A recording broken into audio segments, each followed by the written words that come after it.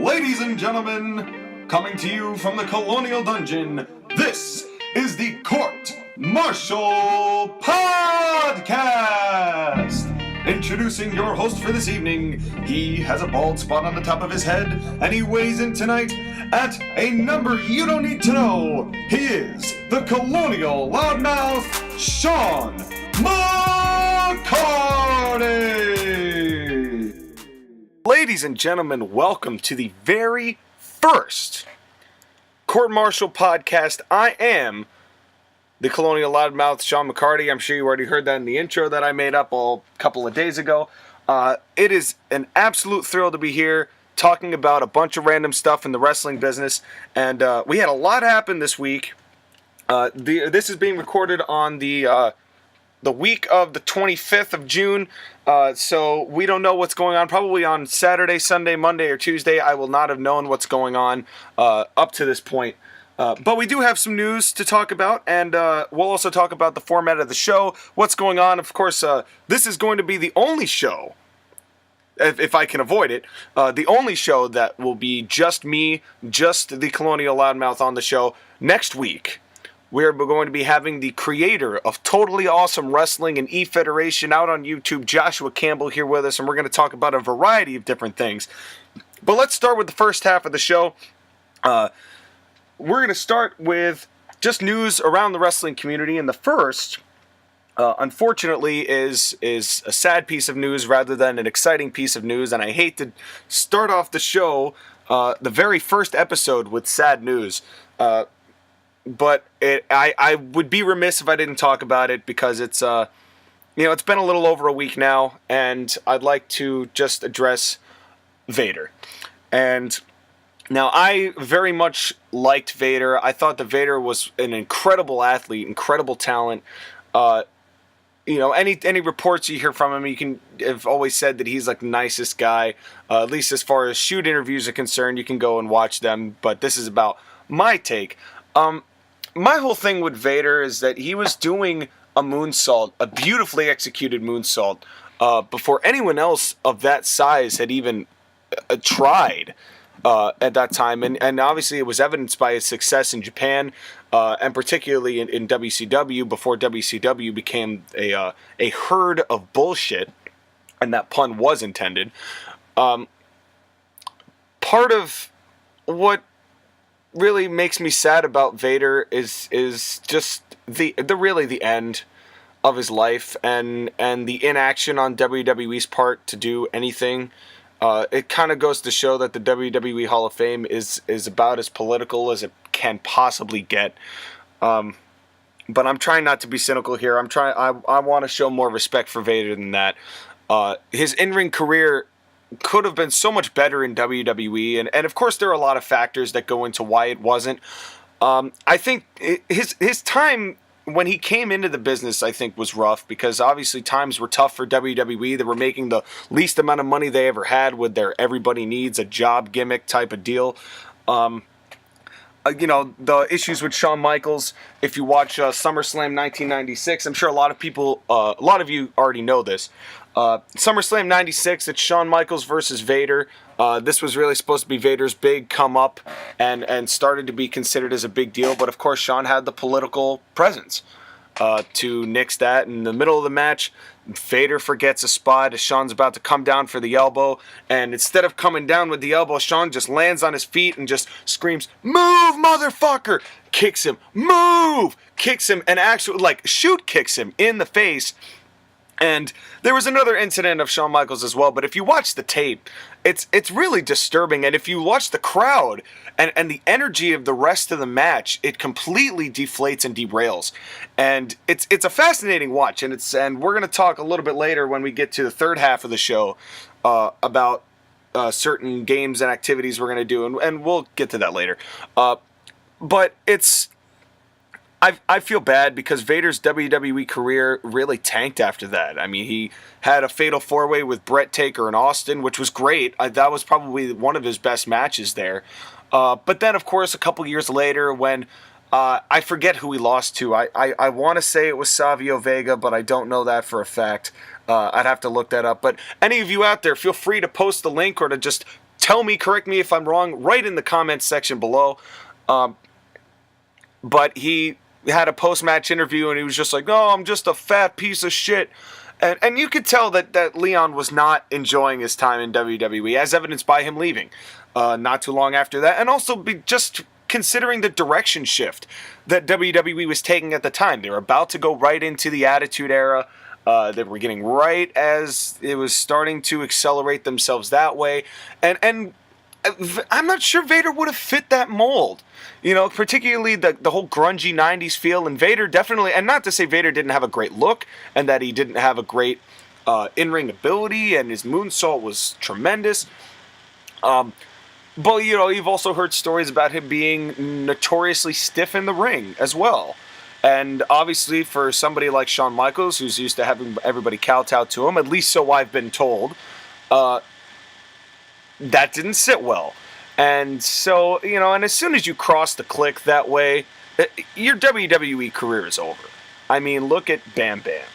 And look at, you know, there's a whole string of guys. I mean, Bob Holly has some ire against him. A lot of people have ire against the Clique in that time. And of course, Vader was a little different just because it was, you know, it wasn't the entire Clique. You know, he never had an issue with Nash and Hall because they really didn't coincide that much. But that notwithstanding, obviously, if you get on the wrong side of the political side of WWE sphere, that's what's going to end up happening. And you know, and it's a real shame that, especially after all those years, and I saw Vader wrestle in, I want to say it was 2013. It was at a Northeast wrestling event called WrestleFest, which is their biggest pay-per-view of the year. I'm not trying to promote him, I'm just talking about him. And you know, now obviously he couldn't move the way he used to move back in the 90s, but, you know, Vader was wrestling probably until he got the diagnosis a couple years ago that he only had a couple years to live. And you know, I'm going to miss the big man. I really am. And it's a shame he went the way he went and he didn't get that moment with WWE. But, you know, everything happens for a reason, and rest in peace. Rest in peace, Vader. The next bit of topic is Shinsuke Nakamura's injury. Now, this is still a developing story, so I'm not sure, and maybe we'll get more out of this as the days roll on as to what exactly happened. Tuesday night on SmackDown, the advertised match going into that was Jeff Hardy versus Shinsuke Nakamura for the United States Championship, and about an hour before the show, WWE pulled Nakamura, because apparently he was bitten by a police dog and had an injury, I guess, on his leg, I think it was, from the police dog bite, that he couldn't go out and perform, and so Jeff ended up burying Sanity. Not his fault, but, you know, Sanity came out and they did that 6-man, and they made Sanity lose their first match, which is typical WWE / Vince Russo booking. But in any event, it's strange because I don't know the circumstances that got Nakamura bitten in the first place. Like, I doubt Nakamura was prodding the dog or taunting the dog to attack. I don't know whether the dog sniffed drugs on the wrong bag. All of the details are very vague, but it's certainly a confusing thing. But it definitely doesn't look good either on WWE or Nakamura, because, you know, a lot of the wrestling fans now love to jump to conclusions without having any of the facts. There are dirt sheets that are there for literally exactly that. And it kind of makes Nakamura look like he's some sort of police dude troublemaker, which I guess kind of fits in with his heel gimmick, sort of. But now, you know, because everybody knows wrestling's a work, everyone's like, oh, well, maybe he's just too much trouble than he's worth, blah, blah, blah. I don't really know how to feel about it. I think this is a developing story. I'd very much like to know what Nakamura's side of it is, but I haven't heard anything from him. I think he'll be able to get back to competing next week. I haven't heard that he's going to be out for an extended period of time. Again, if anybody knows that, by all means, leave it in the comments. I'd love to know. But a strange main event change, and as a result, that main event change caused SmackDown to have the lowest ratings of 2018, And I would attribute the lowest ratings probably to Nakamura being taken out of that. So interesting to see how that goes, and also interesting to see how much of a difference Nakamura in the main event is as a draw, if in fact they decide to put him in next week. It'd be an interesting stat to find out. So we'll see. Next on the list, and this has been a couple weeks running now, but because this is the first podcast, I feel almost at liberty to talk about this. Big Cass. Gone from WWE, unceremoniously, as Jim Ross would put it, as a result of drinking a lot on the tour and going into business for himself with the whole midget Daniel Bryan angle, supposedly. At least that's what the rest of again, I read dirt sheets, but I also know what to take seriously and what not. So this is allegedly, and of course Vince McMahon apparently firing Cass in like a conference call before the show. No, best of luck in your future endeavors. Blah blah blah. I liked Enzo and Cass, the tag team. I didn't think they should have been broken up. I don't really think they ever came into their own as a tag team.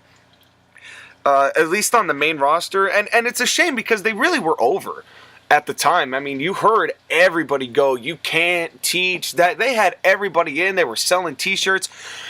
And then because Vince liked the 7-foot tall aspect of Big Cass, they decided to make him being 7 foot tall the only part of his gimmick, or that made him his gimmick. And and then he got injured, and then 9 months later he comes back, and that's literally all he's got to him. It doesn't look like he even improved in the ring. He made Enzo look like a great talker. And Enzo is something of a great talker, and we're not going to talk about Enzo right now and all the stuff with him, because that's a completely different can of worms. But I don't really feel like Cass got a fair deal in WWE, and not because of his attitude or not because of any of his behavioral stuff, but because he got injured right after breaking up one of the hotter tag teams in WWE at the time. They break them up, and as soon as they broke them up, Enzo started finding his own character, but then Cass was just kind of thrown by the wayside, and I still consider that something of a raw deal, and I hope that Cass takes this experience and learns from it and doesn't get discouraged by the business the way a lot of people have when WWE does stuff like this. Case in point, like the Bashams or Johnny, or a lot of the guys from the Spirit Squad. Like Johnny, I forget what his last name was, but he was, if you ever watch any of his OVW matches, he was actually quite good. And then the way that he was treated with the whole back to OVW thing and being buried by DX, and that he left the business, and I hope that doesn't happen for Cass, because I think Cass does have a good amount of potential if he actually does put in the work and work hard. I think the problem with both Enzo and Cass is that they got so into their own hype that as soon as you start being a mark for yourself, you're done in WWE. That's a fact. And I hope that he takes this, humbles himself a little bit, gets to work hard, works in the indies. I mean, I could see him working some New Japan if he gets good enough. I could definitely see him in Impact. So we'll have to see what goes on for him. I do wish Cass the best of luck in his future endeavors, but it's also going to require an attitude change and a hell of a lot of hard work on his part for not nearly the amount of money. And that's going to be on him. And I hope he takes it seriously and does what he needs to do. And I guess that's going to lead to the last little bit I've got for the news of this week. And that is that with Extreme Rules coming up, we have had one confirmed match now with Reigns and Lashley as far as who's going to face. I think they're just facing each other, which leads me to my poll question this week, which I want you to submit your answers on Twitter in the comments section below. And next week, on the next podcast, we will reveal the results of the poll. The poll this week: who will take the Universal Championship off of Brock Lesnar? We've heard a lot of speculation about Roman Reigns being that guy, and yet he hasn't been able to do it yet. Braun Strowman has money in the bank, so we could see Reigns win the title and then Strowman take it off him, which would still mean Reigns wins the title, but it's whoever takes it off Lesnar. You have 4 choices. You have Roman Reigns, Braun Strowman, Bobby Lashley, or somebody else. and leave who you'd like in the bottom. We also have the poll question on Twitter for you to take a look at and vote there. So we will combine the votes between the comments section and the Twitter poll, and we will have a statistic for you next week as to who you think will be the man to finally bring Brock Lesnar down. Oh, and here we go. And this is the timer set for we have to take a little break now. So we're going to come back, and when we come back, we're going to talk a little bit about the podcast, the plan for the podcast, and how we're going to move and advance and progress as a podcast, including bringing guests in and how you can contribute to the Court Martial podcast. So stick around. We'll be right here. Now, I don't know about the colonists out there, but one of my favorite things about the professional wrestling business is the fact that you can support your favorite superstars through t-shirts. You get to wear who you like. And there is no better place to get all of your professional wrestling t-shirts than at ProWrestlingTees.com, also known as 1 Hour Tees on Twitter. These guys not only make t-shirts or distribute t-shirts from all of your favorite wrestlers past and present, but they also work with many of the promotions you've come to know and love, including but not limited to New Japan Pro Wrestling, Lucha Underground, Ring of Honor Wrestling. They still sell CM Punk merchandise. If you're looking to get into DDP Yoga, they've got that too.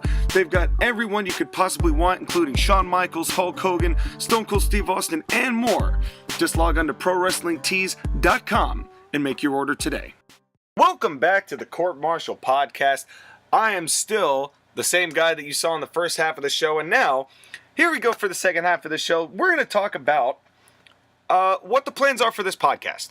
As this is the first episode, this is kind of a rough draft, I would say, so this is almost like a hype episode for the actual episode, which is going to start next week with Joshua Campbell, again, who's going to be coming from Totally Awesome Wrestling, and Joshua Campbell is a good friend of mine. He started his eFed several years ago. I can't remember exactly what year it was. I have a feeling it was 2013, maybe? I don't remember for sure. But in any event, he's a good friend of mine. He's certainly got interesting views on the wrestling business and particularly WWE. So, what you can expect from this show, from the Court Martial Podcast, we have 3 halves of a show because this is about wrestling, not about fractions. So, the first half of the show is going to be news of the wrestling world, talking about Vader and Cass and all that. So, anything that's going on that week or anything, and I promise to all of you colonists out there that I am not going to be one of those guys who looks at the dirt sheets and says, oh, here's a bunch of speculation about what might happen at SummerSlam, or here's a bunch of speculation or backstage news or Meltzer shit. I'm not that kind of podcast. I'm not going to give you things that won't happen or may not happen. What you will hear is my opinion on facts. The facts that have already happened, such as Cass got fired. That's the truth. Vader died. Truth. Shinsuke Nakamura getting bit by a police dog. Truth. I'm never going to be one of those guys who just comments on speculation. And that's not to knock anyone who does that. But I think there are too many people doing that right now that you don't need to hear about what could or could not be true. The Court Martial Podcast is not intended to spread misinformation. So you will always guaranteed to have a accurate, subjective point of view on things that have either already taken place or are in the middle of taking place. And that is a promise from me. Then the second half of the show, most of the time when we have a guest on the show, we're going to do it there, where we're going to talk to the guest about what they do, or about certain things. If it's just a fan, then we'll just talk, we'll answer some Twitter questions you might have, which now is a great time to plug that. If you have questions for either our guest or myself, anything wrestling related, obviously, you can leave it in one of 2 places. You can put it, again, down here at the bottom on the comments, or you can follow CM Podcast on Twitter and pose your questions there. And the Twitter questions are the ones that are going to be probably acknowledged more than the YouTube comments, just for the fact that I'd prefer the multi-set of social media interaction. If you do tweet, you will be acknowledged for your tweet. So you will get your name and your tag, blah, blah, blah. So you will have that kind of recognition as well. And we are more than happy to listen to any question you might have. There's plenty to talk about. The wrestling business is a business where there's no shortage of discussion topics, and that is 3/4 of the fun of professional wrestling. Is there's always something to talk about. So now let's just talk a little bit about why I started the podcast, how I got here, and what the point is of even having a podcast like this. Because this is a podcast made by a smark for smarks. So all of you out there who are smart marks, and even those of you who aren't, you're always welcome to watch or listen, I suppose I should say. But who never know? We might have some visuals at some point. I started an e-fed myself probably in 2013 around the same time called Colonial Impact Wrestling. We ran it for a couple years, and then it fell out of favor. And not because it got a huge amount of traction and then dwindled in popularity. I just didn't end up having the time to record it all and do all the commentary and get it all set up. It's time consuming.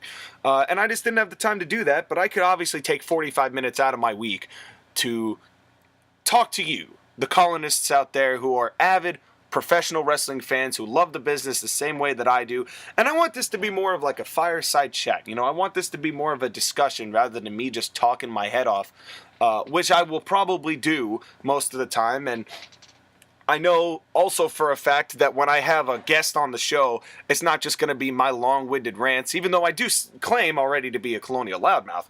And then let's talk about where the colonial gimmick came from. I was little background about me. I was raised in New York, and I spent 10 years living in a town called Ticonderoga, which is home of Fort Ticonderoga, which for you American fans out there who have any idea of what history our country has, was the very first American victory in the American Revolution, as well as the place where 3,000 French soldiers defeated 15,000 British soldiers in the French and Indian War about 20 years prior to that.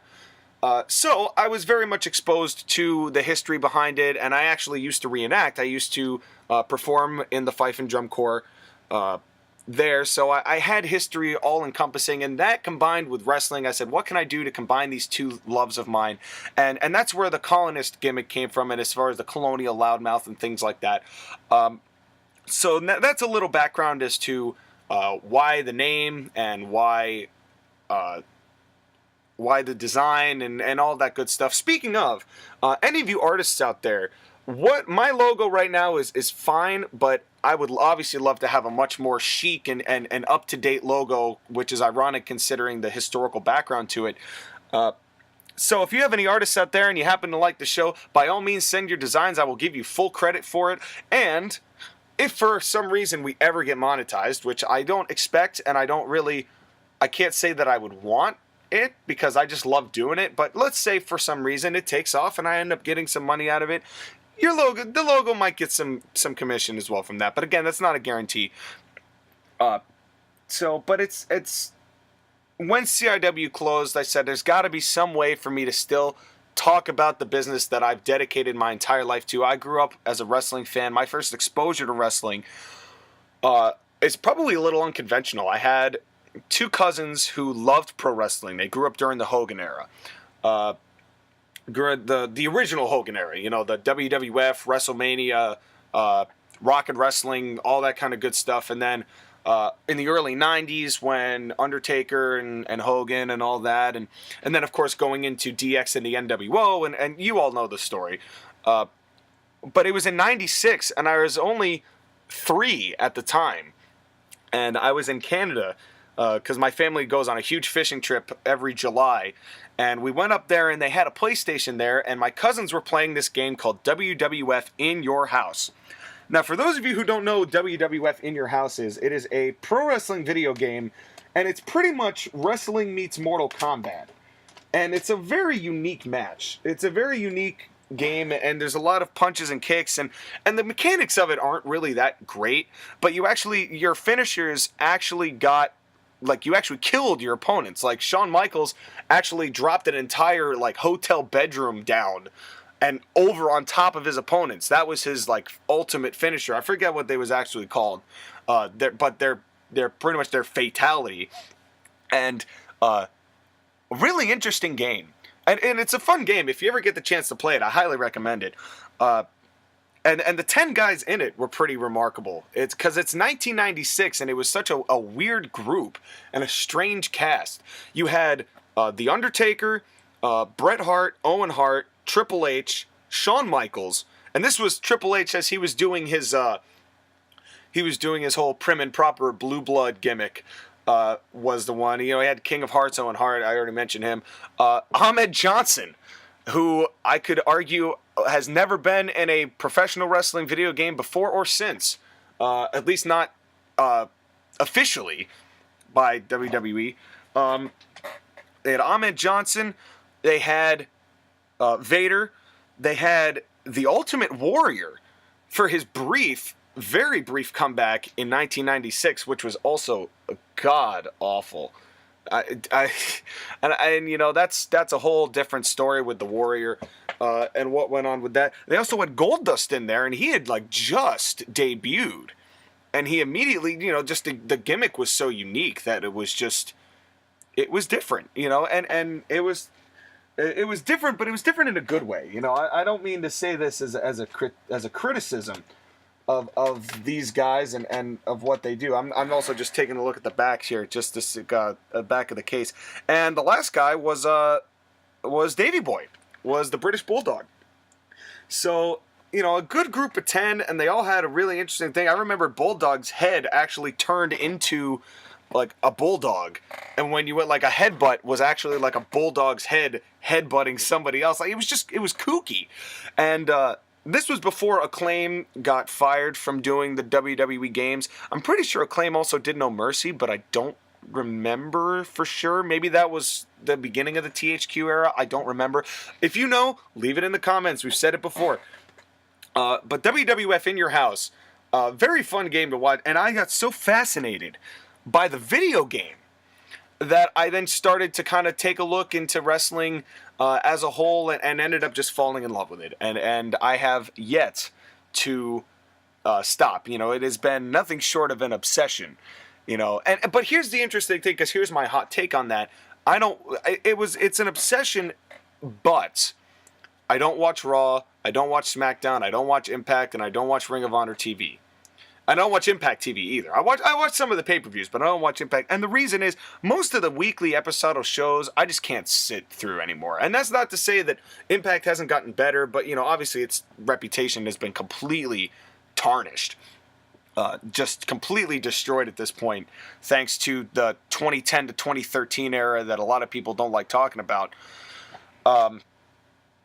And as far as Ring of Honor goes, I actually very much like Ring of Honor. It's just a lot of the time, again, I work a full-time job, so I don't get the whole lot of time to sit down and watch every episode of every show all the time. And Raw and SmackDown, they've got tremendous talent, but those shows are unwatchable. And if you watch it, you are a trooper. I gotta say, you are a hell of a trooper. And so I understand that not watching every show does kind of denote a little bit of credibility from my opinion on certain things, but it's not that I don't go and watch clips. I'll watch highlights in certain segments, and I've had people say, you've got to watch this because it's amazing, or you've got to watch this because it's just garbage. And so if there's anything that you think I need to see, I have to see, we are going to have a segment on the third half of the show every so often, which is the Fans Pick. And the Fans Pick is matches or segments that you want us to watch and analyze, and we'll watch them and we'll tell you what we think about them, for good or ill. So, again, I want this to be more of a discussion and a dialogue between you, the fans, and me, the fan, as opposed to me ranting and then you telling me how wrong I am, and that, you know what I'm saying? So, this is really a community, and I want this to be a community. For all the colonists out there, I want you to feel as engaged as I feel engaged. And which brings me, actually, this is a good segue to what happens on the third half of the show. And the third half of the show is going to be, we have 8 or 9 different segments that I have prepared. Some of them are like fun little fantasy booking games. Some of them are like top 5, bottom 5. And I'm not at liberty to discuss them all because you're just going to have to watch. But in order to keep the podcast from getting monotonous, they're going to be different segments every week. So you're not going to have me doing a top 5 of this and then another next week doing another top 5 and then the next week doing another top 5. We're going to have a bunch of creative stuff. And if you want to know what those are, you're just going to have to watch. So we have got a very exciting time for this show, for the Court Martial podcast, and I am already thankful that I've even been able to do this. On top of, you should also know that each week I'm going to post the podcast probably on a Monday, maybe on a Tuesday if I don't get to it on a Monday, and then the rest of the week, just in case you don't want to listen to 45 minutes of me talking, there are going to be videos posted, which are just little segments from the podcast. So let's say you want to show a friend, you want to show your friend what I thought about Vader. You will have a segment that is a YouTube video that is just me talking about Vader. And you will have another segment of just me talking about Shinsuke, and me just talking about Big Cass, or myself talking about my background, or things like that. So you're never going to feel stigmatized to watch 45 minutes. I'm on YouTube pretty frequently. I understand how difficult that is to get through 45 straight minutes of podcast, and I do appreciate you guys who do that. But there will also be some bits shaken up and moving around, so you won't have to do it all the time. And we have now reached the second commercial break. We're going to have to take a break here. But when we come back, we're going to start doing a show. I'm going to tell you about my top 5 current WWE wrestlers, as well as talking about the matches of the week, which we're also going to discuss when we get there. So stay tuned, as we've got a lot more show to come. This is the Court Martial Podcast. Stay with us. Colonists! Did you know that if you are in the Wappingers Falls, New York area, that Northeast Wrestling will bring to you Wrestling Under the Stars 7 on Saturday, August 4th, starting at 7 p.m. at Duchess Stadium? Tickets are only $20 to start, and can obviously go up the closer you want to get to the ring. A number of high-profile professional wrestlers and personalities are going to be there, including but not limited to Rey Mysterio, King Kong Bundy, Billy Gunn, Emma, Christian, Flip Gordon, Jack Swagger, Renee Young, Jerry the King Lawler, Brian Anthony, Northeast Wrestling Local, Jimmy Hart, and many, many more. And you can get your tickets either now at northeastwrestling.com or at the stadium box office for Wrestling Under the Stars 7 at Wappingers Falls, New York. Get your tickets now. And welcome back to the Court Martial Podcast. We are now on our third half of the show, which means it's time for a little bit of fun. Enough with the serious stuff, enough with the real stuff. Let's talk top 5. We're going to do my top 5, and I want to get my top 5 out of the way this time on this kind of the promo episode for the actual proper episode, which is going to happen next week, which is when Joshua Campbell comes by. I've already mentioned it before. Any questions you might have for Joshua Campbell, whether you know him or not, shoot him down on the Twitter. Also put them on the YouTube comments, and we will take a look at those and acknowledge those later. But right now, we're going to do my top 5 WWE wrestlers currently. And if we end up having a little time, I might do a top 5 of all time. But let's start with the top 5 current members of the WWE roster. Now, for all intents and purposes, I am going to also include NXT. So I'm talking about the brand as a whole. So that also includes UK wrestlers, 205 Live, the whole shebang. So the entire WWE. Now, a little disclaimer, I don't watch 205 Live. I can't really stomach it, mostly because my wrestling style, I grew up in Ruthless Aggression, so I'm a little spoiled, because that was a time when there were a lot of great wrestling angles and great storytelling, as well as phenomenal WWE wrestling. Some of the best matches, I think, that have ever come out of that company came out of that era, particularly just on like Raw and SmackDown. There were a lot of shows that had that great, that big match feel without having to promote big match feel. I don't know whether you understand what I mean by that, but that on top of I also appreciate the old school style. I appreciate wrestling before it became sports entertainment, and I've really come to enjoy that as well. particularly looking back with the access to the WWE Network and a lot of those territory shows. And just the formatting differences. I really like kind of doing a little comparison from then and now. It's a fun time. So my top 5 current wrestlers, the criteria I base it on isn't so much how much flippy shit they do, which is why I don't really care for 205 Live, because I'm not a guy who wants to just see a shit ton of cool moves. You know, I want to see psychologically sound storytelling. I could watch a guy punch and kick, and that be the only thing he does in the ring the entire match. But if it tells a good story, I'm all for it. So this is, work rate certainly counts for me. I'm not, but it's not something where I need a jillion flips in order for me to consider it a good match. I'm also not Meltzer, which means it doesn't need to go 60 minutes for me to think it's a good match. And a lot of people who I like now can tell a lot with a little. And so my top 5, and this is not in any particular order. I don't have a number one, my top guy. But my top 5 definitely has AJ Styles. You can't not put AJ Styles in your top 5 right now. He's arguably put on matches with paper bag quality wrestlers that have been tremendous. I mean, he's been able to sell in a way that makes it seem... I would argue that AJ Styles got the best match out of Brock Lesnar since Punk in 2013. And now, that's not to say that Brock Lesnar destroying John Cena in 2014 wasn't great. It's not like Taker Lesnar at WrestleMania 30 wasn't great, which I know catches a little controversy because of the whole concussion deal and just the fact that he broke the streak. But we're going to talk about that on a later episode. But AJ he came in, and I really respect Vince for realizing how big a deal AJ was for him to be put A, right in the main roster, and B, almost immediately into the main event. I mean, he had his U.S. title run, which was also bringing prestige to the U.S. title. I would say the U.S. title means more now than it ever has. With Jeff Hardy winning it, we won't talk about Jinder winning it. That doesn't count. With Jeff winning it, with Cena with his open challenge, Rusev even built the title up a bit. AJ and Owens obviously having that exchange was great. Jericho put his name on it. They're obviously treating the WWE Championship, the United States Championship seriously enough to put some big profile matches on. And Rollins. I forgot about Rollins as well, who is also on my top 5.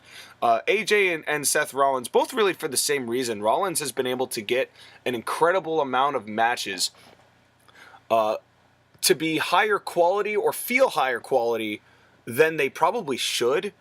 And the case that I would say, my example for that, and I know that I am going to receive flack for this, is the match with Jason Jordan and the Bar at the Royal Rumble this year.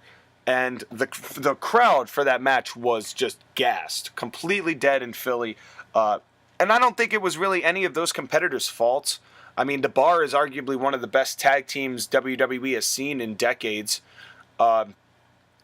just based on their chemistry. They had such a chemistry in the ring that it really became must-watch TV. And I would say that The Bar put on probably more of the good WWE matches in 2017 than anyone. But in any event, it was Rollins basically on his own against The Bar, as Jason Jordan was like, oh, my neck hurts, and my back hurts, and yeah. And this was right before Jordan had to do his injury shtick. So, in any event, but Rollins actually did, had that match gone on at a different time, at a different place, I think it would have been much better received. But Rollins really tried hard in that one, and I got to give him credit for that. Also bringing out a great match against Triple H at WrestleMania 33, when the last match Triple H had was the WWE title match against Reigns at WrestleMania 32, which was a stinker. And it was mostly a stinker just because it was slow and boring, and people are so vehemently against Roman Reigns that that it didn't materialize the way it should have. But this is about Rollins. Rollins definitely on my list. AJ's definitely on my list. I'm gonna be if I didn't get flack for the last guy, I'm gonna get flack for this guy.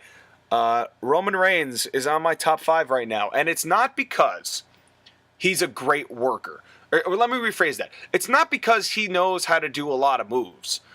Because I understand why fans hate him so much. But I feel bad for Roman Reigns. Because it really isn't Reigns' fault that Vince will not get the idea that he's just not meant to be the guy that's pushed over and over and over and over and over again. Now, that's not to say that he can't hold his own. I've actually very much enjoyed a lot of Roman Reigns matches. Despite what fans do, my favorite thing about Roman Reigns is that anytime that WWE gets pissed off by the IWC, they troll the fans by throwing Roman Reigns in a high-profile match because they just don't care. They're making money enough where they do not need to care whether fans like Roman Reigns or not. And now that Vince is really pushing people based on merchandise sales rather than anything else, because they've gotten billions of dollars coming in from the networks and from Saudi Arabia and from Australia, they don't have to worry about that anymore. They don't have to worry about the fans liking somebody or not. They've pretty much thrown the fans overboard. And that with the expectation that there's always going to be a hardcore group that watches the show. And I think that's going to backfire on him eventually.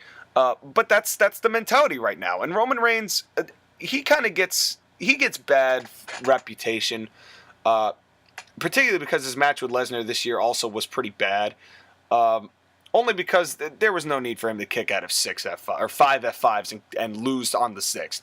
I'm not a big fan of these 10 finisher matches. You know, the same thing, New Japan kind of falls victim to that every so often as well. Like, I love Okada matches, but sometimes he hits 7 Rainmakers in a match, and I'm just not interested. You know, if a finisher is supposed to finish the match, or be the thing right next to finishing the match, you know, right close to finishing the match.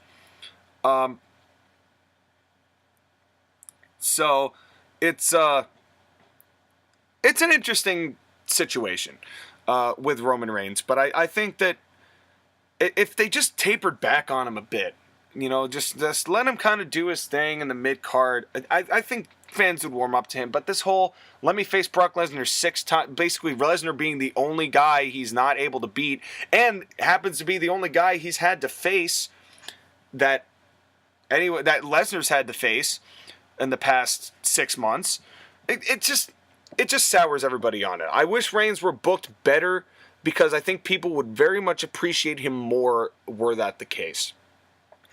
So then that leaves 2 more guys for the roster. And then I would say the next guy, one of my favorites right now, and really this is a recent development.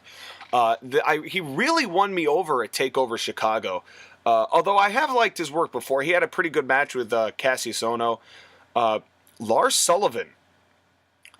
His match, he's got a tremendous look. He's got a tremendous athletic ability. I mean, he moves around like he isn't 300 some odd pounds. You know, he works those really good power moves.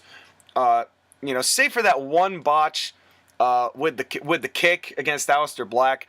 I really, really enjoyed their match at Chicago, and I think that he really does have a potential. What I love about him the most is he's got that old school, like, wrestling in the territories look, where he could just go and beat everybody up. And he's actually a pretty decent talker too. I've enjoyed his promos as well, because it's not, you know, it's not this type of deal like Braun Strowman. I think Braun Strowman has gotten a little kooky, in the sense that they moved him too much as a babyface, and now it's like, he doesn't feel like the badass he was. Maybe that's just me, but Lars Sullivan, I think, could be what they're trying to go for with Braun Strowman, but with better accuracy. And so that leaves my 5th guy, and this one's a little hard to do because there's a lot of guys that could be at this spot. A couple honorable mentions. I've really loved this Gargano-Ciampa feud. I think both of them are tremendous. I like Aleister Black. I really do. I did for a moment like Jinder Mahal, but then I realized it's fucking Jinder Mahal. I'm a big fan of Rusev. I really like Rusev. I'm happy he's getting his WWE title shot. But I have to say, of the guys in there now who are really putting in the best effort, I've got to say that's got to go to probably... I want to say it's probably Dream. Probably Velveteen Dream. And I know his gimmick. I know a lot why a lot of people don't like his gimmick, but I also think that he's playing it off so well and he's so dedicated to it that it's really changed my perspective on it. And he is an incredibly good worker. You know, he really has busted his ass. And I really liked this his match with Ricochet, who I'm not a big fan of Ricochet, to tell you the truth. But that's a story for another time. The thing I really like about Dream is that he's so dedicated to not only the gimmick. I loved in the promo video that they did where he's like, Ricochet's like, I worked for 15 years and you just lost tough enough and then got a shot anyway. And Velveteen Dream in the next shot, it's like, that never happened. I have no memory of that. That didn't happen at all. Which I thought was great because it goes to show that when you are really full on dedicated to your character, what success you can have. And I really like Dream. I think Dream has a lot of potential. I don't think he's going to happen well on the main roster. I don't. And I think that it's just that it's being oversaturated right now. And I should note that these are my top 5 men's wrestlers on the roster. If we were going to do wrestlers as a whole, then I definitely have to add Charlotte in the mix. There is not a Charlotte match that I haven't liked, save for the match with Paige at SummerSlam, which just had a weird finish, and the Hell in a Cell with Sasha Banks, which also had a weird finish. But for the most part, she's putting in some of the best matches to date. But we'll get to a women's wrestling top 5 pretty soon. And that noise signifies the end of the show. For the very first time, we're going to have something more wrestling related for an alarm. But that is it for this first edition of the Colonial Court Martial Podcast. I am the Colonial Loudmouth Sean McCarty. Next week, we have Totally Awesome Wrestling's Joshua Campbell. I'm going to promo it one more time. Leave your questions on Twitter in the comments below, and let me know what you'd like to hear about your matches of the week, which is my last little segment here. Your matches of the week are as follows. If you're on the network and you're looking for watching an old school match, my recommendation this week is to watch one of the matches in the Bruno Sammartino collection, God rest his soul, which is Bruno Sammartino versus Killer Kowalski. And for those smarks out there who are looking to analyze all of these spots, my recommendation is to look at Kowalski's movements. And especially as a heel, and especially where he places his kicks, I think it's amazing stuff. You know, he really gets a lot of heel heat without doing a whole lot. And Bruno's comeback is really tremendous, how much he gets the crowd involved.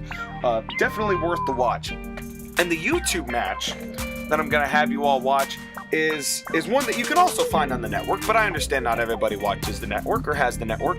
And that is a match from Backlash 2003, the main event of Backlash 2003, which is a 6-man tag between Triple H, Ric Flair, and Chris Jericho against the team of Shawn Michaels, Booker T, and Kevin Nash. A lot of interesting matches. WWE's not really known for exciting 6-man tags, but I think they all did a pretty good job, especially hot off their respective WrestleMania matches. You know, Flair and Triple H doing the whole Evolution thing, Booker T having that match with Triple H at WrestleMania, same with Shawn and Jericho, and then Nash coming back. It's all very interesting stuff. Take a look, let me know what you think about it, and feel free to leave your matches of the week in the comments section below or on Twitter. Thank you very much for coming here for this very first edition of the Court Martial Podcast. I am the Colonial Loudmouth Sean McCarty, and we will see you on the battlefield. But not Battleground, because Battleground sucks.